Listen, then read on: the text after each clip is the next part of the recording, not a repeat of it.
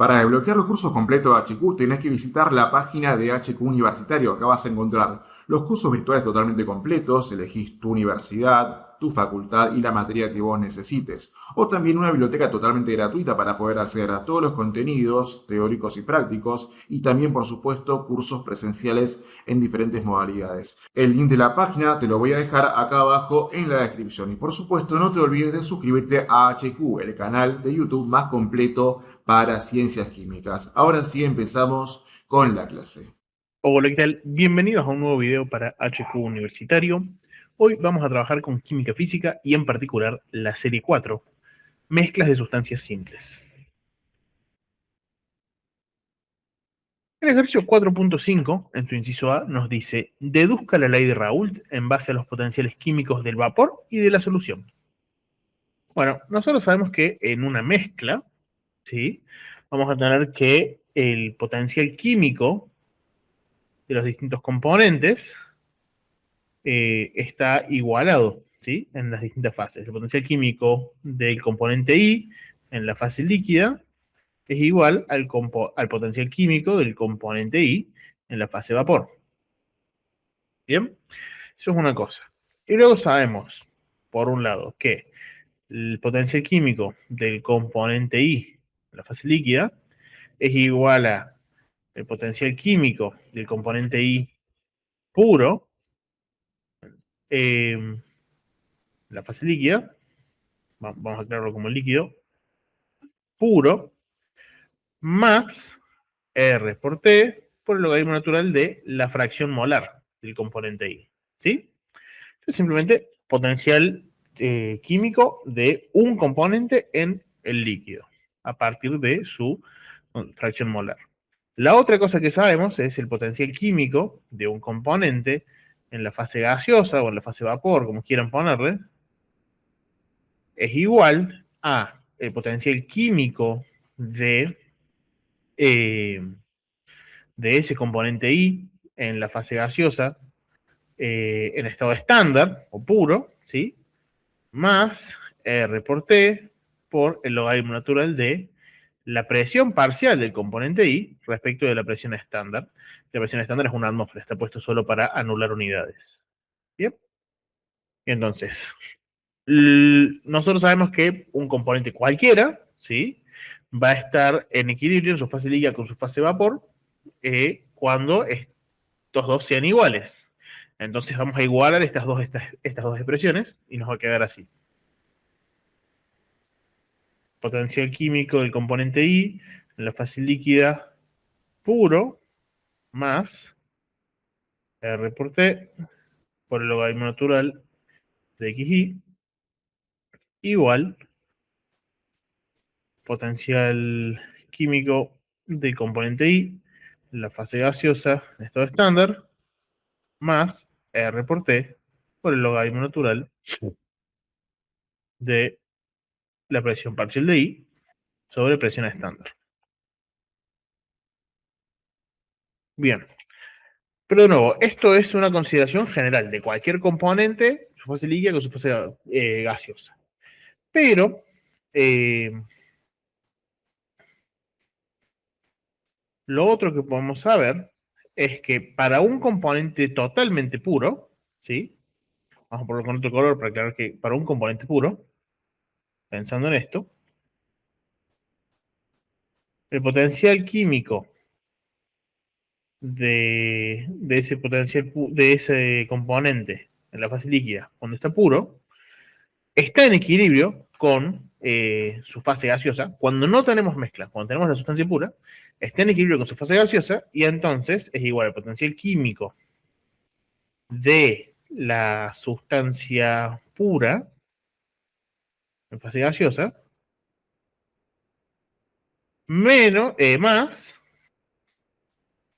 R por T por el logaritmo natural de la presión de ese líquido cuando está pura sobre la presión estándar. Bien,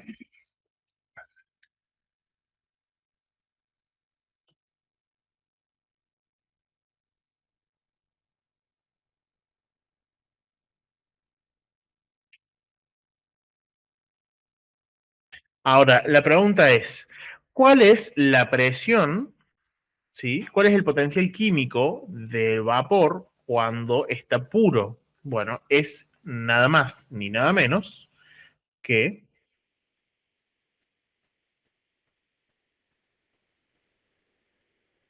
simplemente es una cuestión de pensarlo, ¿no? Esto no es nada más ni nada menos que el potencial químico de ese componente en su estado estándar, ¿sí? Porque su estado estándar es cuando está puro y listo. Entonces, esto es igual a esto, ¿sí? Todo esto es lo mismo. Entonces, ahora, cuando reemplacemos a esto por esto, nos va a quedar de la siguiente manera. Y a este luego por este nos va a quedar finalmente de esta manera. Potencial químico del componente I, gaseoso, puro o estándar, más R por T, por el logaritmo natural de la presión de vapor del componente I puro sobre la presión estándar. Bien, o sea, esto es esto, ahora esto es esto de acá, y ahora tengo que agregar esto, más R por T por el logaritmo natural de la fracción molar del componente I en la mezcla, de nuevo, esto viene de la mezcla, esto viene del componente puro, igual a esto de acá, de este lado, de la mezcla también. Igual a potencial químico de la fase gaseosa estándar, puro, más R por T por el logaritmo natural de la presión parcial del componente I en la mezcla sobre la presión estándar. Muy bien. Y entonces ahora, de esta ecuación, ¿qué podemos ver? Que este y este son iguales, entonces los cancelo o lo paso uno para el otro lado y se me restan y se me anulan, ¿sí? Esa es una cosa rápida. Y luego, lo otro que voy a ver es, bueno, vamos al paso siguiente. R por T mayúscula, ¿no? Por el logaritmo natural de la presión pura, la presión de vapor pura del componente I sobre presión estándar, más R por T por el logaritmo natural de la fracción molar del componente I en la mezcla, igual a R por T por el logaritmo natural de la presión parcial del componente I en la mezcla respecto de la presión estándar. Bien, ahora lo siguiente que tendrían que notar es que todos estos términos están multiplicados por R por T, así que podemos cancelarlos. Otra alternativa es decir, de este lado saco factor común y después lo paso dividiendo para allá y se cancelan. ¿Sí? Siempre abusando de la propiedad uniforme de las igualdades. Y luego, ¿qué nos queda? Logaritmo natural de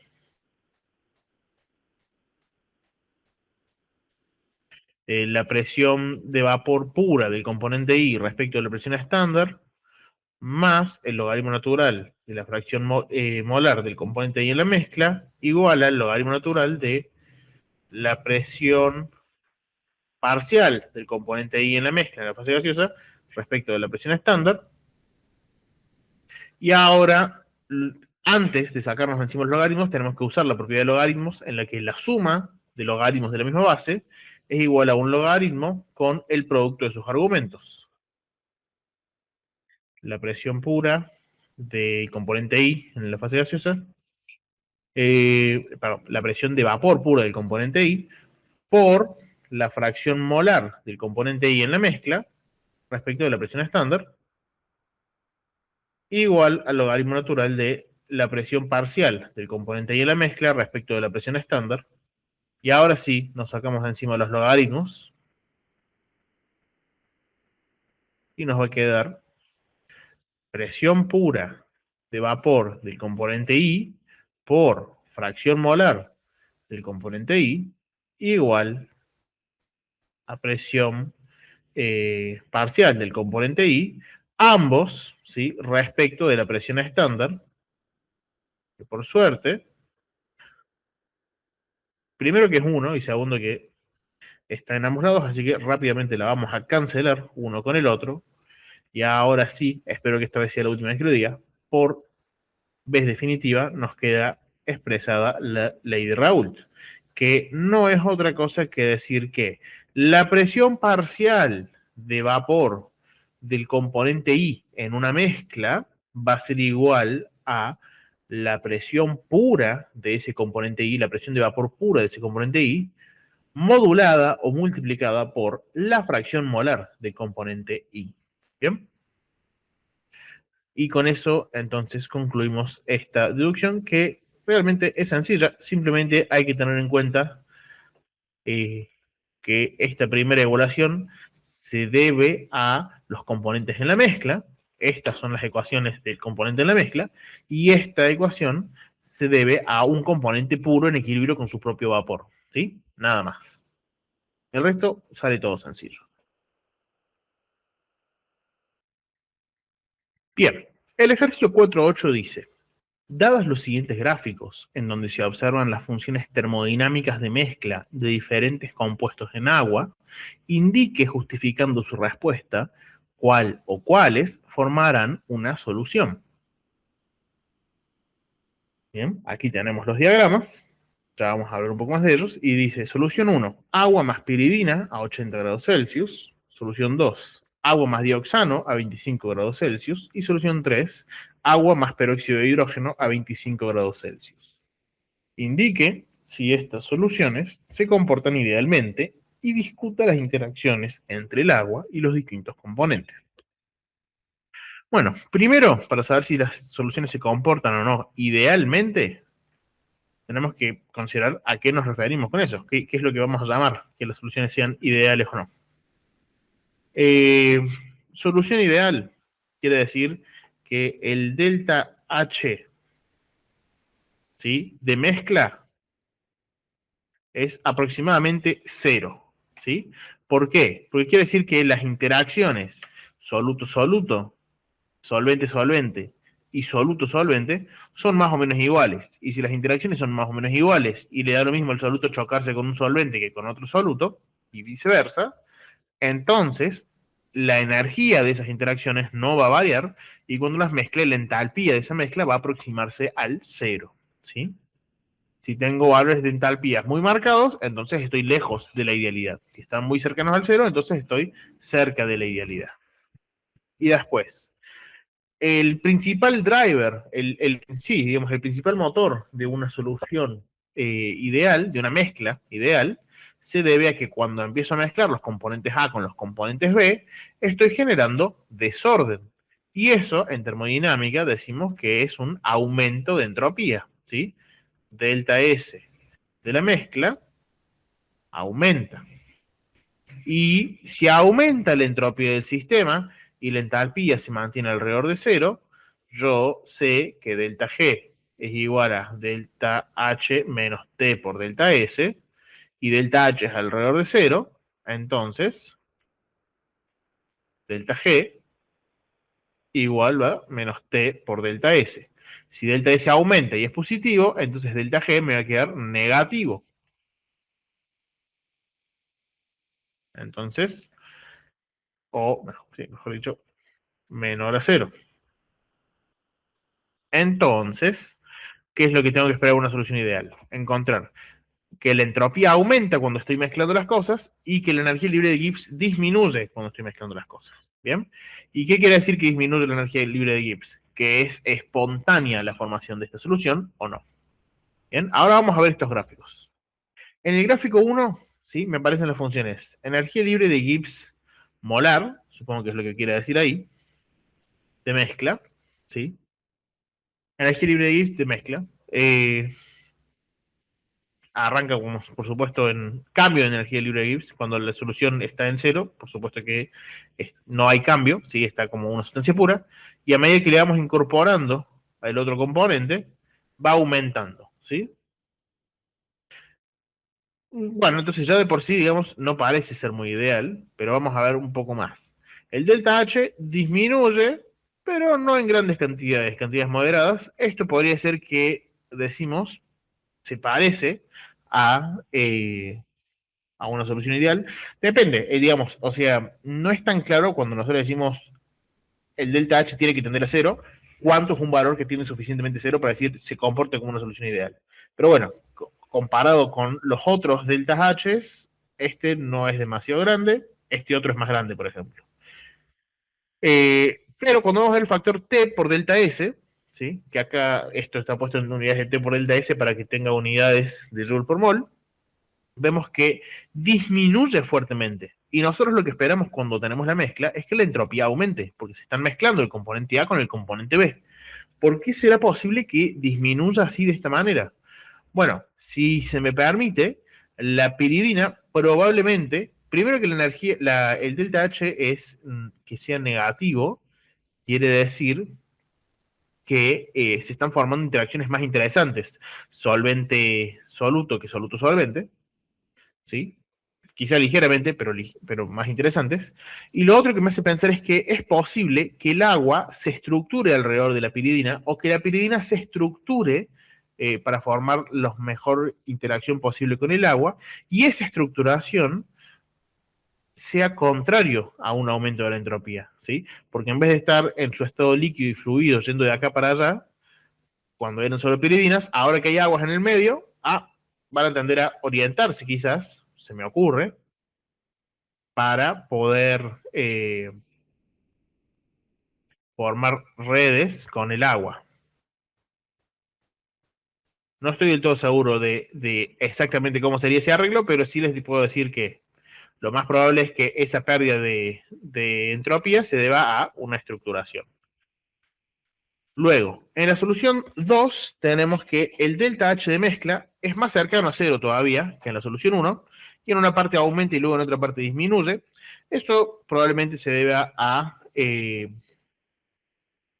le cuesta formar interacciones al agua con el dioxano, cuando hay poquito dioxano, pero después se ve compensado en algún momento. ¿Sí? No es demasiado grande. De nuevo tenemos el caso de que disminuye, ¿sí? La entropía. Esto es realmente poco ideal. Y entonces, en consecuencia, nos queda un delta G positivo. Tanto en los dos casos, uno tiende a pensar que no se forman buenas soluciones, porque el delta G es positivo. Y en el caso 3 tenemos que la entropía disminuye, perdón, la entalpía disminuye mucho, lo cual nos hace pensar que forman muy buenas interacciones el agua con el peróxido de hidrógeno, mucho mejor que las de agua con agua o peróxido con peróxido. No tengo idea de cómo atreverme a mencionar el por qué, ya que debería, si me preguntan a mí, deberían ser bastante parecidos, porque agua y peróxido de hidrógeno son moléculas muy parecidas entre sí, y yo esperaría que sus interacciones sean parecidas. Yo hubiese esperado que el delta H sea más cercano a cero en la solución 3 que en cualquier otra. Pero bueno, en este caso tenemos un pequeño descenso de la función entropía por temperatura. Insisto, para mí estos tendrían que dar positivos en los tres casos. No sé cómo decirlos, así que. Pero bueno, este es el que más se acerca a que dé positivo y entonces este es el más cercano a una solución ideal. Pero de todas formas, dan bastante feo las tres diagramas, en términos de soluciones ideales. Y bueno, esta es la primera solución que vamos a ver que efectivamente se forma, porque tiene un delta G negativo, principalmente motorizado o impulsado por el cambio de entalpía tan favorable y no impedido por la pequeña disminución de entropía.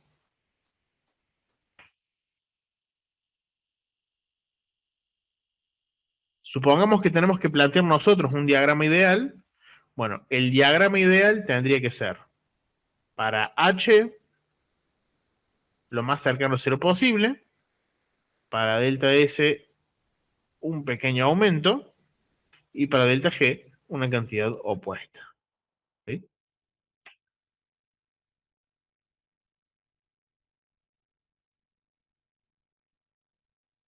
Rositos, ¿no? Sí. Bien, y bueno, con el cero aquí.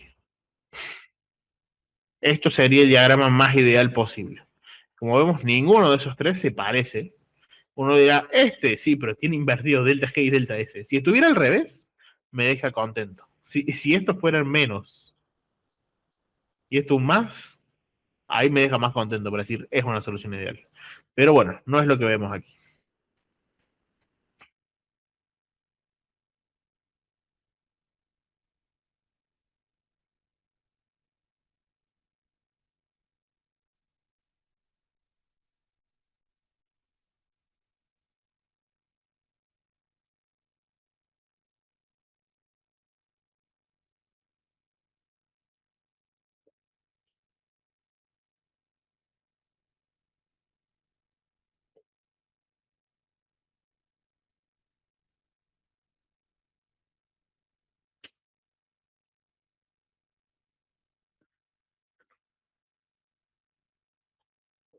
Ejercicio 4.11.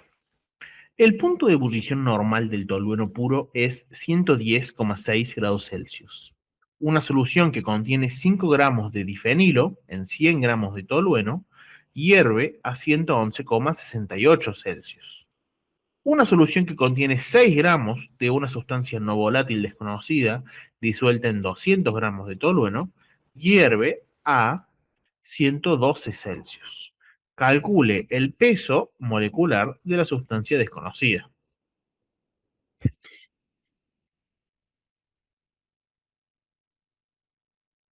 Bien, para hacer esto es importante conocer la ley del ascenso ebullioscópico. Normalmente nosotros decimos que el punto de ebullición de una sustancia aumenta cuando tiene disuelto un soluto no volátil y eso se suele justificar por la ley de Raoult, ¿sí? Principalmente porque como uno tiene presión de vapor muy baja, el no volátil, cuando hagas la suma de las presiones parciales para darte la presión de mezcla, te va a dar más baja que la presión de vapor de la sustancia pura, y entonces va a necesitar más temperatura para alcanzar la presión de vapor igual a la de la atmósfera, que es el punto de ebullición. ¿Sí? Ese es el fundamento detrás del ascenso ebullioscópico. Y en general se puede establecer que el delta de temperatura del punto de ebullición es aproximadamente igual a una función lineal que tiene una constante llamada constante ebullioscópica o K-Boiling por la molalidad, ¿sí?, de la solución. Vamos a escribir molalidad, ¿sí? Recordemos que molalidad es moles de, perdón, molalidad es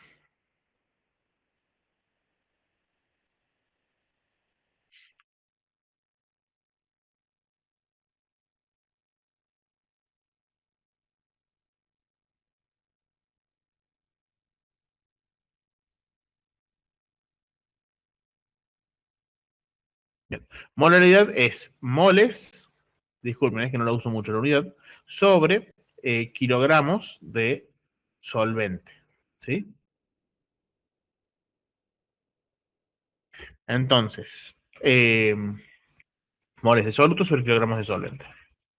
Entonces, vamos ahora a tratar de utilizar el conocimiento que tenemos del difenilo para calcular esta constante ebullioscópica del, del tolueno, que es nuestro solvente. Esta es una cosa característica del solvente. Y luego, a partir de eso, y con el nuevo cambio de temperatura, vamos a calcular la molalidad de esa otra solución y a partir de entonces la masa molar de la sustancia desconocida. ¿Bien? Entonces, lo primero que tenemos que hacer es calcular la molalidad de la solución original de difenilo con tolueno. Bueno, entonces la masa molar de difenilo, le voy a poner DF, es igual a 12 veces la masa molar del carbono, que es 12, más 10 veces la masa molar de hidrógeno, que es 1, y eso da 144 y 10, 154 gramos por mol. ¿Sí? A ojo, digamos. Luego, tenemos 5 gramos de difenilo. ¿Sí? ¿Qué quiere decir? Si, sí, 154 gramos de difenilo son un mol de difenilo. Entonces, 6 gramos es lo que tenemos. 5 gramos, perdón. 5 gramos de difenilo van a ser 5 gramos por un mol sobre 154 gramos. 154 gramos. Y esto me va a dar aproximadamente 0,032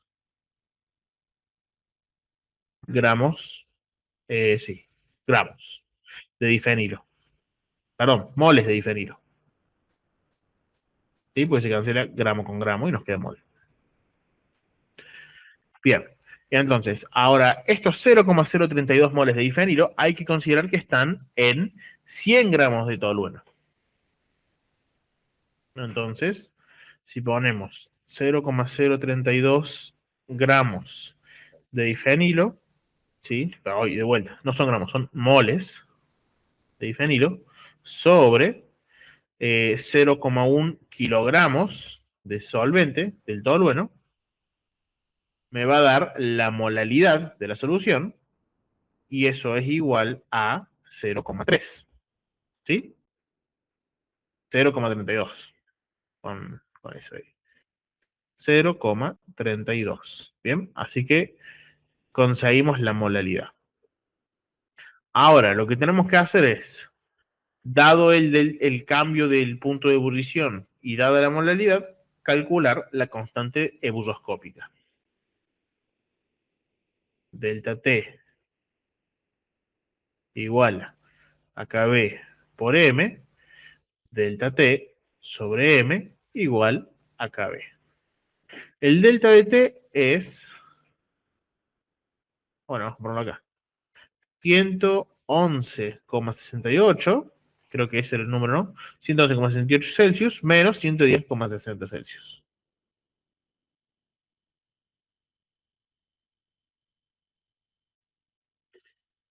Y el M es 0,32. Las unidades son mol sobre kilogramo, pero bueno, vamos a hacerlo ahí, molal.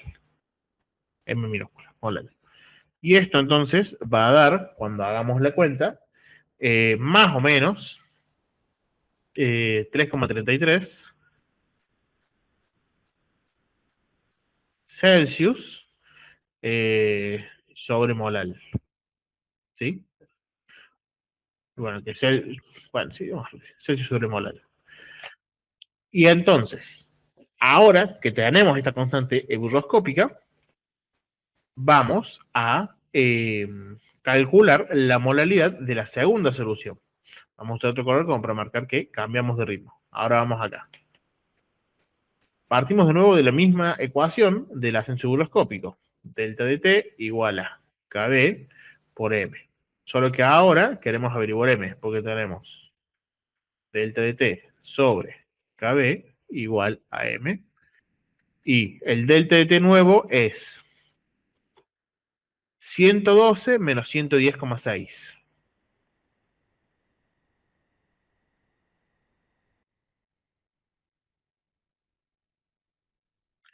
O sea, estamos hablando de 1,4. Antes era 1,08 y ahora es 1,4. ¿Sobre cuánto? Sobre este 3,3 Celsius sobre molal. Bien, y entonces acá se nos van a cancelar los Celsius con los Celsius y nos va a quedar unidades de molal. Y el número va a ser 0,42.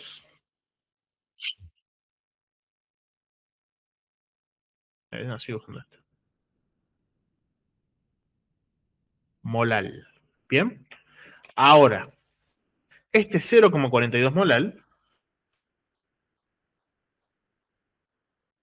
es igual a moles de soluto sobre kilogramos de solvente. Bien. Y nosotros queremos averiguar cuántos moles de soluto tenemos para poder eventualmente calcular la masa molar. ¿Sí? Porque sabemos que tenemos 6 gramos, pero queremos saber cuántos moles son esos 6 gramos. Entonces, pasando esto para acá, nos va a quedar 0,42 molar sobre los kilogramos de solvente utilizados acá. Si teníamos 200 gramos de tolueno, para ser 0,2 kilogramos. Y eso es lo mismo que multiplicar por 5. Y entonces nos va a quedar 2,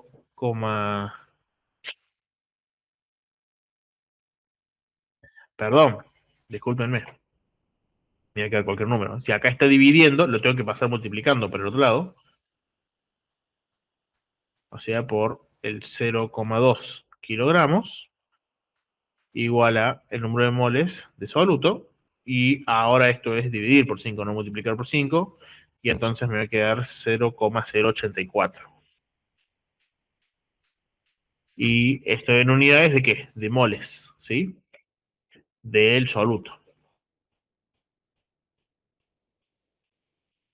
Bien, y entonces ahora sabemos que estos 0,084 moles corresponden a 6 gramos, ¿sí? Así que masa molar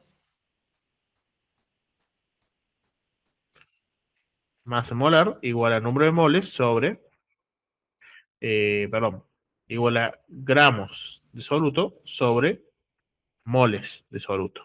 Bien, tenemos entonces 6 gramos sobre 0,084 moles. Entonces, masa molar del soluto va a ser igual a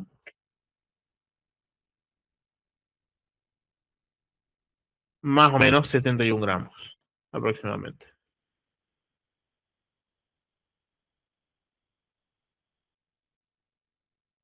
gramos por mol.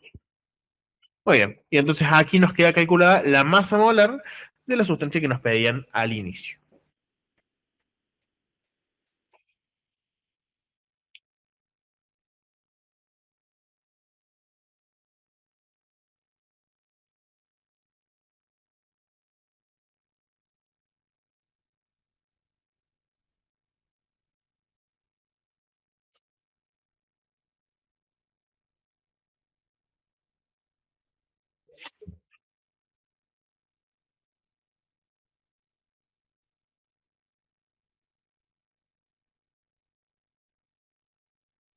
Bien, ejercicio 4.12. Calcule la presión osmótica de una solución acuosa 0,01 molar de cloruro de sodio a 25 Celsius, suponiendo que la disociación de la sal en el agua es del 100%. ¿Cuál será la altura de la columna de agua en un osmómetro para esta solución? Y nos dan la densidad del mercurio. Bueno, ¿qué es lo que tenemos que saber para resolver este ejercicio? Bueno, la ecuación de la presión osmótica es la ecuación de Van Hoff y nos dice que pi mayúscula, que es como se le llama a la presión osmótica, es igual a la concentración, la concentración de la cosa que tenemos por R por T. Bien, ahora con el pequeño asterisco de que esta concentración es de todas las cosas que hay redisueltas. Entonces acá nos dice que la sal se disocia, entonces es la sumatoria de solutos, ¿sí? Y entonces, en este caso, cloruro de sodio sólido va a pasar a ser, si se disocia 100%, sodio más acuoso más cloro menos acuoso. Bien.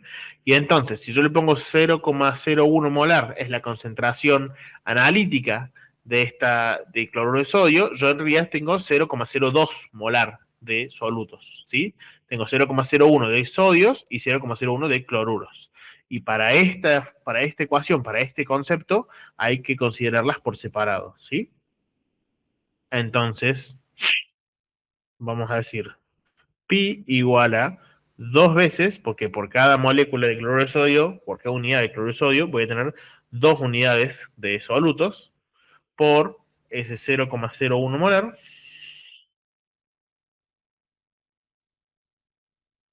por R por T. R va a ser 8,314 joule, no, litros por atmósfera sobre Kelvin mol.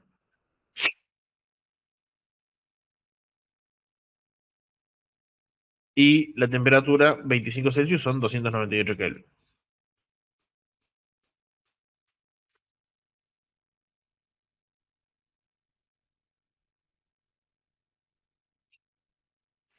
Bueno, si ponemos todo esto en la calculadora, nos da, a ver,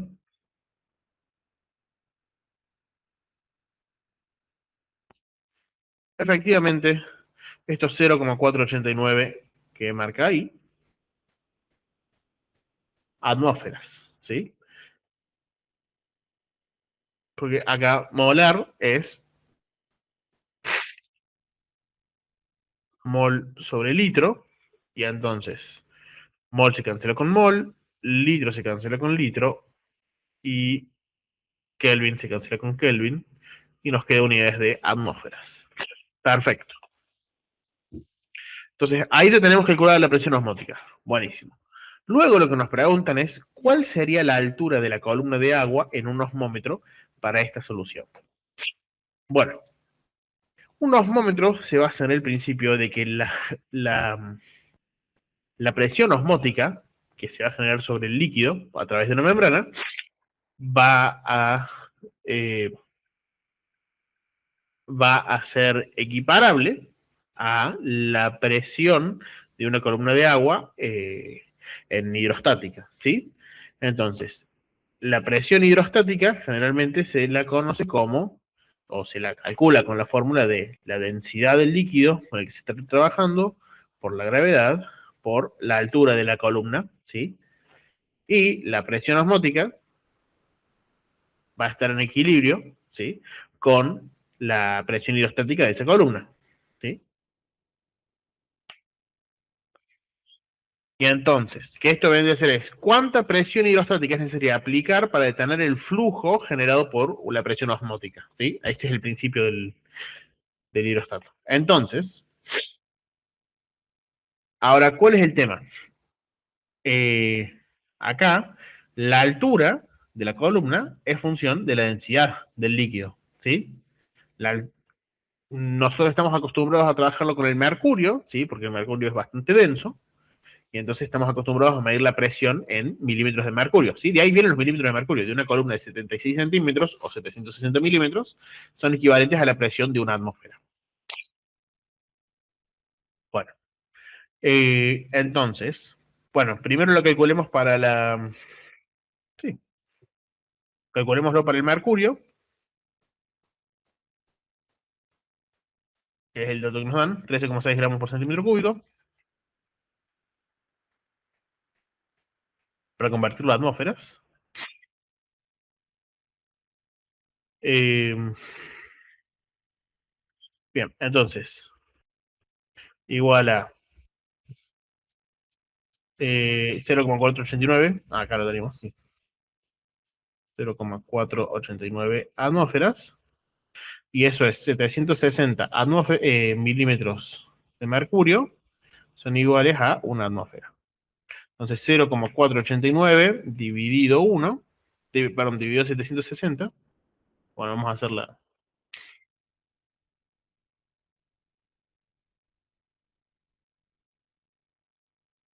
Este por este, dividido este, nos va a quedar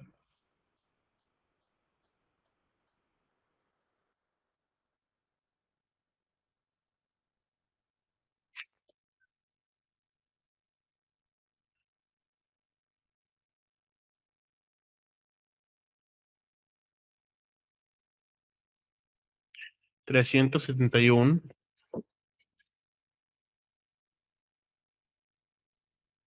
milímetros de mercurio. Bien, y ahora, lo que yo les quiero llevar a conocer es decir, es, bueno, esta presión en un osmómetro de mercurio tendría esta altura.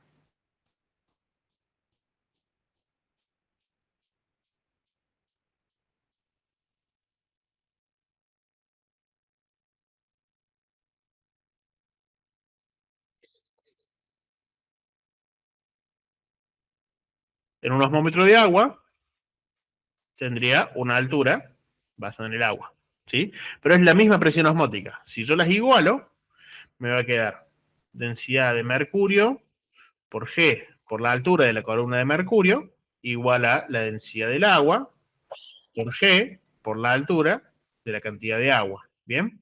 Y ahora, primero que las G se me cancelan y luego puedo calcular la altura de la columna de agua como densidad de mercurio sobre la densidad del agua por la altura de la columna de mercurio. ¿Bien? Y entonces, rápidamente,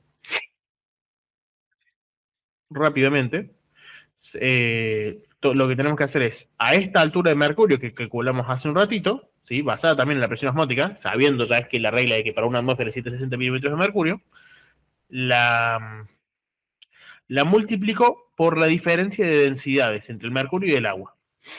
Acá me dan que la densidad del mercurio es 13,6 y el otro dato que me está faltando, pero es conocido por todos, que la densidad del agua es igual a 1 gramo por centímetro cúbico. Bien, entonces,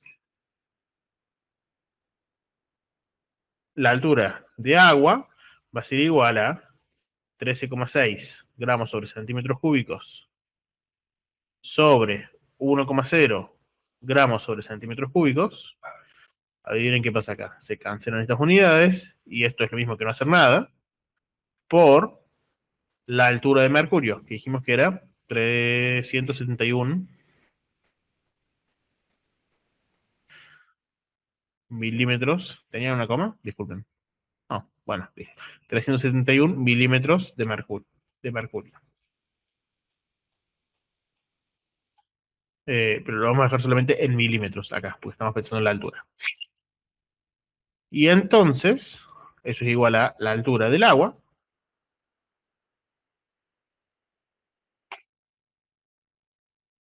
Y ya la habíamos puesto acá de este lado.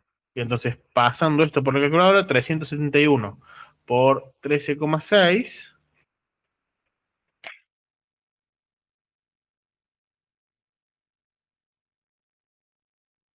me da 5054 milímetros, esta vez de agua. Bien. Y 5054 milímetros sería 5,05 metros de agua, que creo que es parecido a lo que nos da acá arriba. 5,1. Bueno, estamos ahí, cerquita. Quizás la densidad del agua no es exactamente 1, o quizás redondea antes, pero ahí estamos cerca, ¿sí? Prácticamente esa es la altura de la columna que se espera para el osmómetro trabajando con agua, a pesar de haberle puesto muy poquita sal.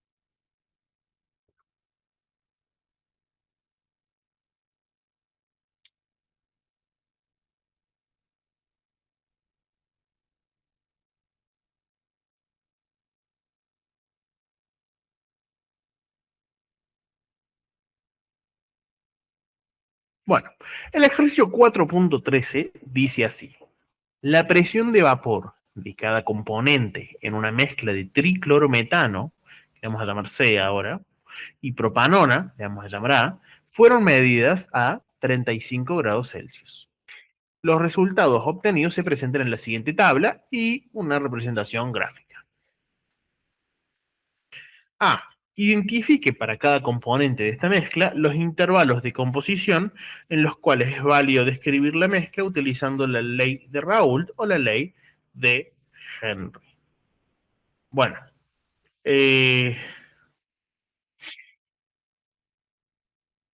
por ahí necesitamos los conceptos. El concepto de... Uy, no sé qué es lo que hay. El concepto de la ley de Raoult es que la presión de vapor del componente I, ¿sí?, de una solución diluida, donde I es el solvente, es aproximadamente igual a la presión pura de vapor de I por la fracción molar de I. Y de nuevo, esta es cuando XI en el límite, vamos a decirlo así, en el límite de que XI tiende a 1.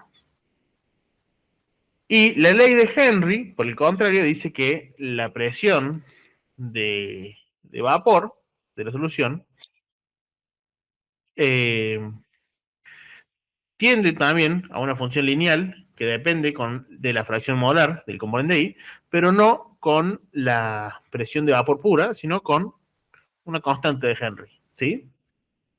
Que es generalmente distinta a esto. Y esta ley se tiende a cumplir también en el límite cuando la fracción molar tiende a cero, ¿sí? Esa es la diferencia principal entre la ley de Raoult y la ley de Henry. Entonces ahora vamos acá arriba y veamos. Acá lo que tenemos es, cloroformo cloroformo no es ninguno de los dos.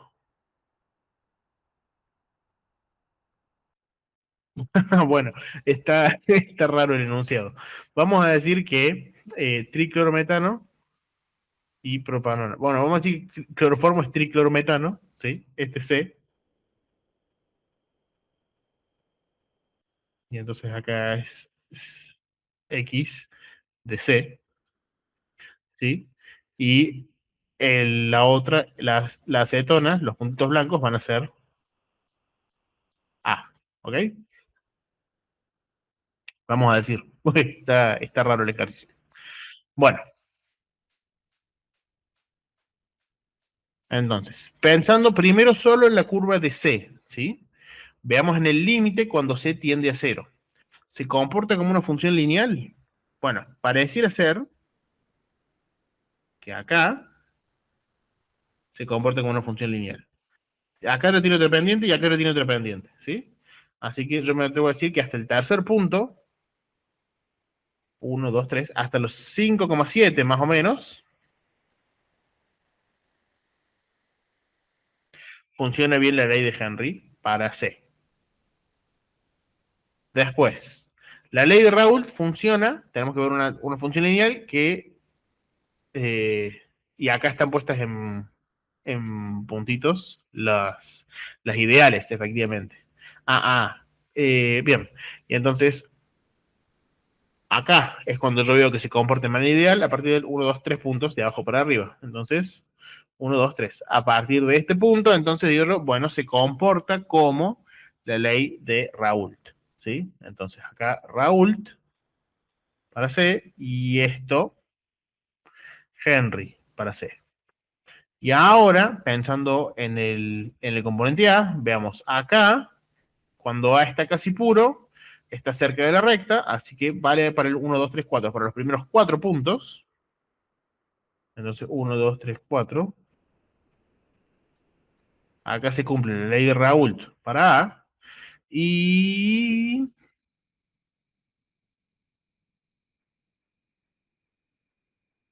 sí, creo que estos tres, no sé si están en la misma recta. Eso.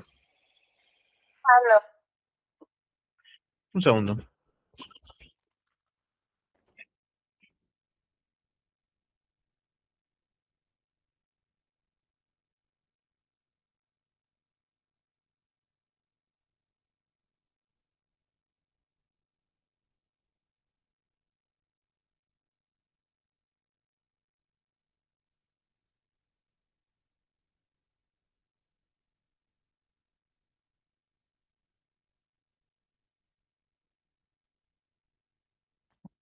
Disculpen. Ahí, ahí. Entonces estamos con que, sí, me parece que más o menos para los tres primeros puntos, para los tres puntos más diluidos de A, también vale la ley de Henry. Entonces, con eso hemos determinado esos intervalos, de 0 a 0,069, ley de Henry para C, y de 0,931 a 1, ley de Raoult para C, y de 0 a 9,1, ley de Henry para A, y de 295,4, perdón, de 0,138 a 0 para, no, al revés, 1 menos 0,069, ley de Raoult para A, y de 1 menos 0,931 a 0, o de 0 a 1 menos 0,931, la ley de Henry para A. Eh, Bien, entonces ahí lo hemos hablado. Lo podemos calcular para que quede explícito.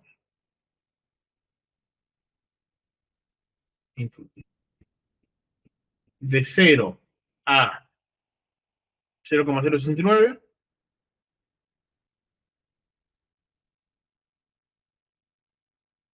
Henry para A y de 0,931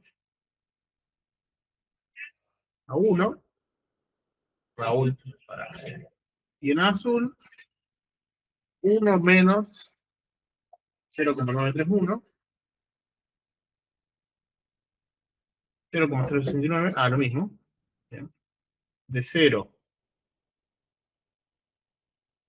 a 0,069, Henry para A.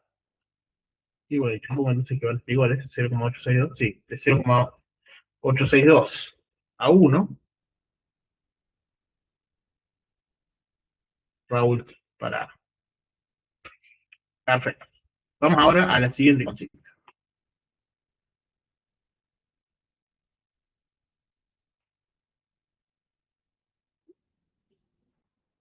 Calcula la constante de Henry para cada componente.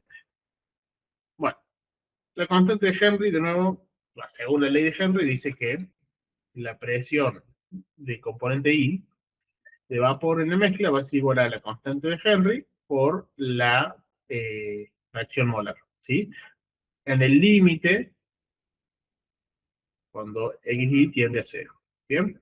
Entonces, usando el punto este bajito de aquí, 4,6, ¿sí? Cuando la fracción molar es 0,035, o en realidad 0,034, bueno, vamos a hacerlo para A o para C.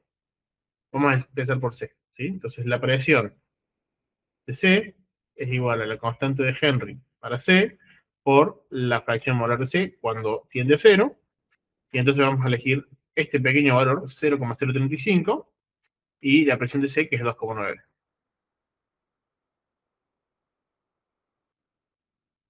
No, estos son milímetros de mercurio, sí, Torricelli.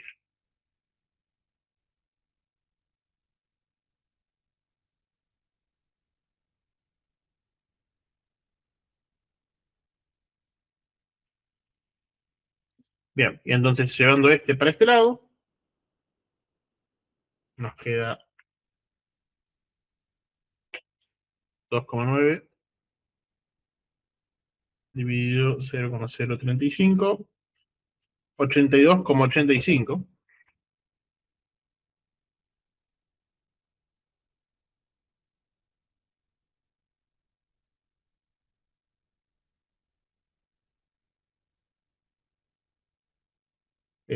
Torricelli. Bien, esta sería la constante de Henry para C. La constante de Henry para A sería hacer lo mismo, pero pensando en esta parte de acá, utilizando ese punto que es el que más tiende a cero. Entonces, en este caso la presión ya es 4,6 y la fracción es 0,034.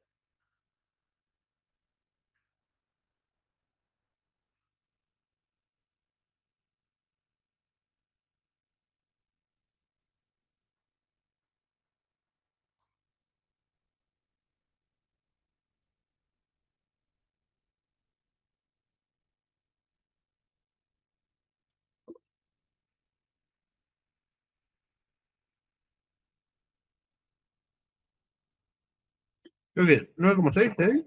No, 4,6, claro.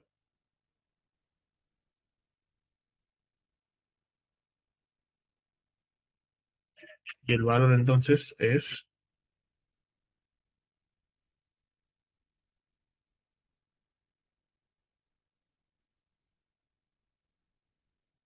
135,3.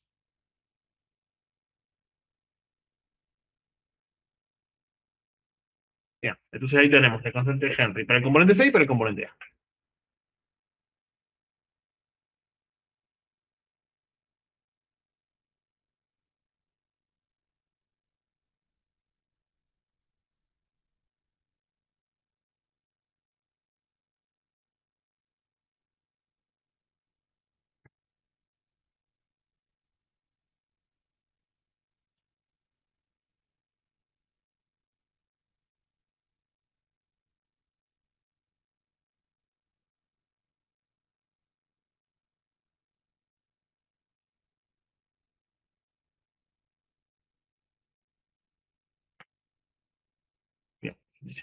Calcule la actividad de cada componente a esas distintas concentraciones, ¿no?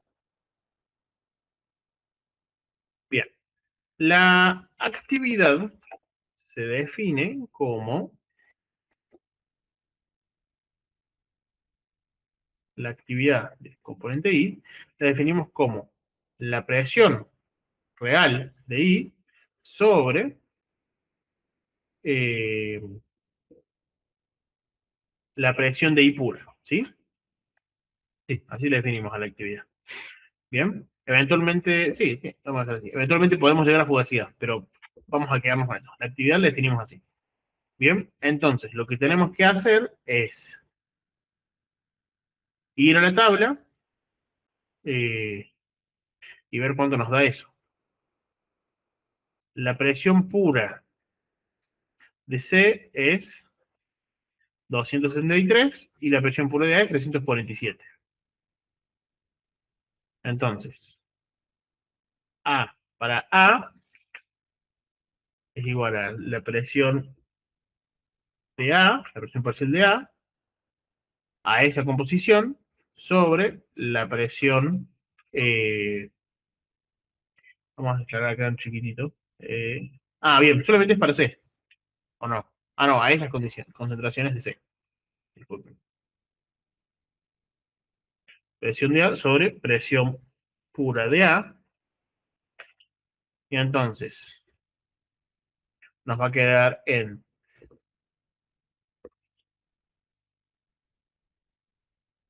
cuando la concentración es 0,035, 2,9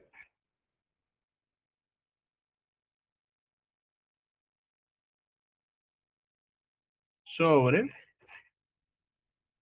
273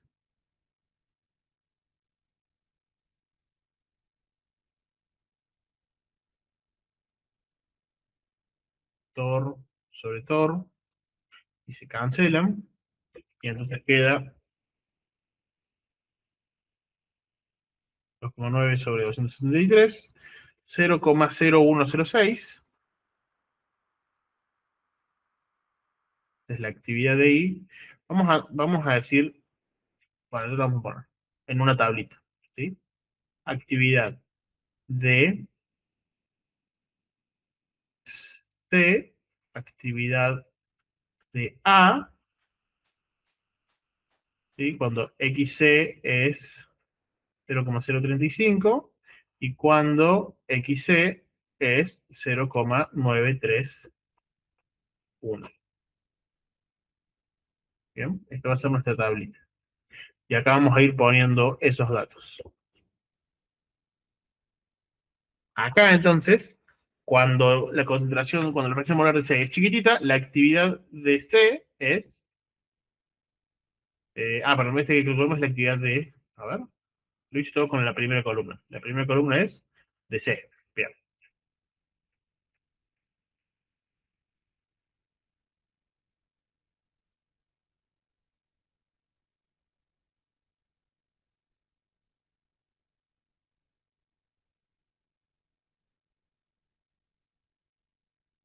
0,0106.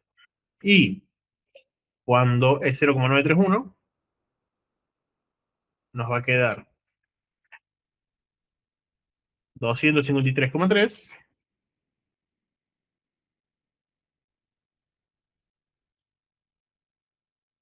sobre 273. Tor. Cancela tor con tor y nos queda 253,3. 0,928. Cuatro cifras. 0,9278.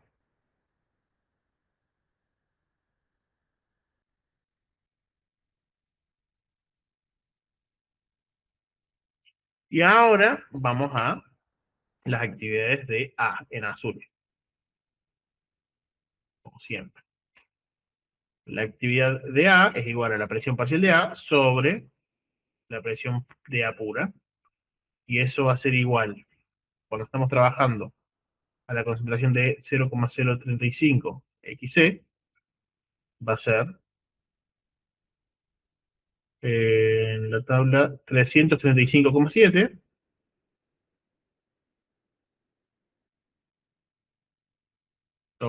sobre la presión de apuro, que es 347.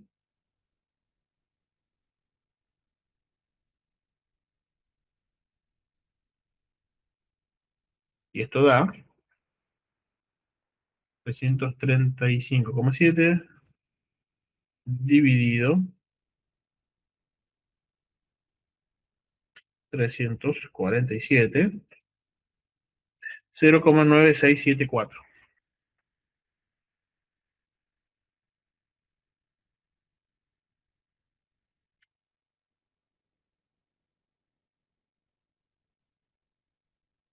Y acá va a ir lo mismo, pero calculado la otra concentración de C, que es 0,931 XC, y va a ser, según la tabla, 9,1 la presión parcial de A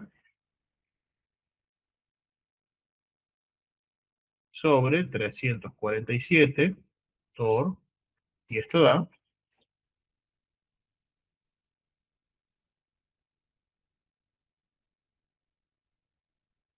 0,02622.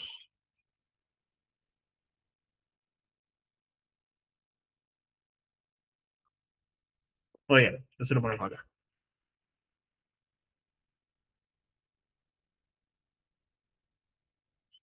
Muy bien. Entonces ahí tenemos la actividad de cada componente. Ahora,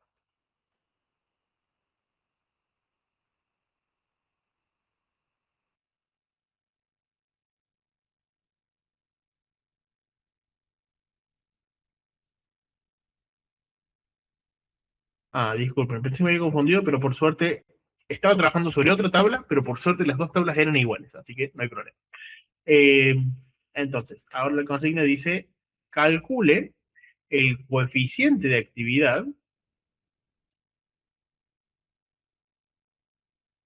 de C a esta concentración, suponiendo el estado estándar de la ley de Raoult. Bueno,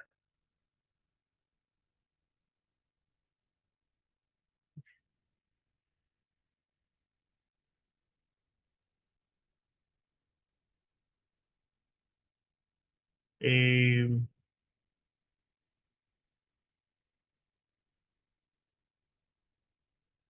suponiendo el estado estándar de la ley de Raoult,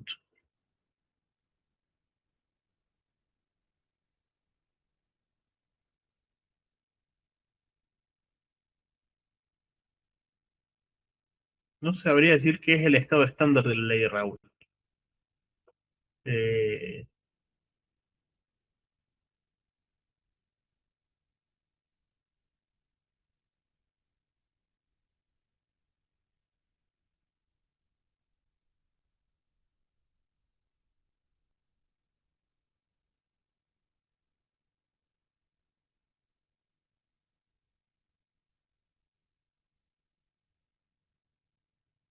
bueno, vamos a decirlo así. Ahí está. En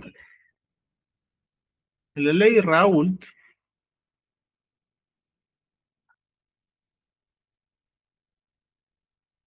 la presión de vapor, en la ley de vapor, ley de Raoult, tenemos el líquido casi puro. No, no estoy seguro de qué se refiere con estado estándar de la ley de Raoult. Ahí sí les pido disculpas.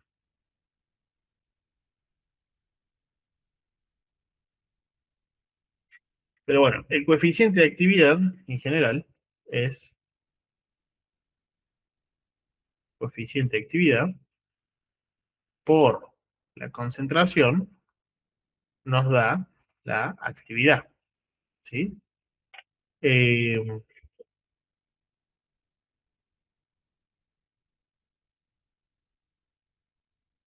y acá la pregunta es, ¿para qué medida va a querer que use de concentración para decir que es el estado estándar?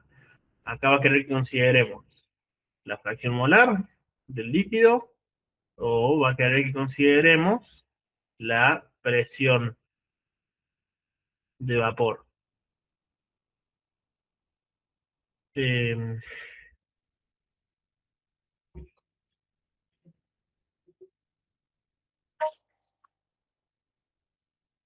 bueno, ahí esa es donde está mi duda. Pero bueno, vamos a hacer de cuenta de que para el coeficiente de la ley de Raoult me pide trabajar con la fracción molar.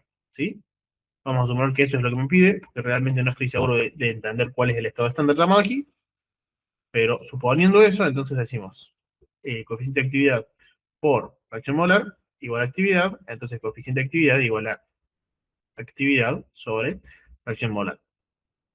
Y entonces esto va a ser igual a lo que calculamos hace un rato, cuando 0, x es 0,931, la actividad es 0,9278,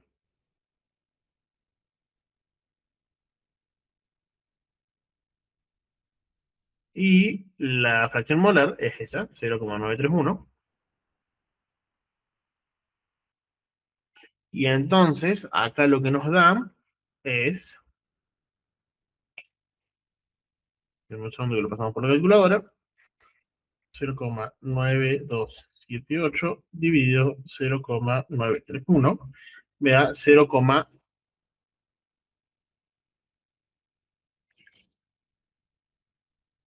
0,9966, ¿sí? Algo muy cercano a 1. Lo que quiere decir que si el coeficiente de actividad está cercano a 1, estamos cerca de la idealidad. Lo cual ya lo sabíamos cuando habíamos visto el gráfico, de que en este régimen, por acá, estamos cerca de la idealidad. Muy bien. Eso era el D.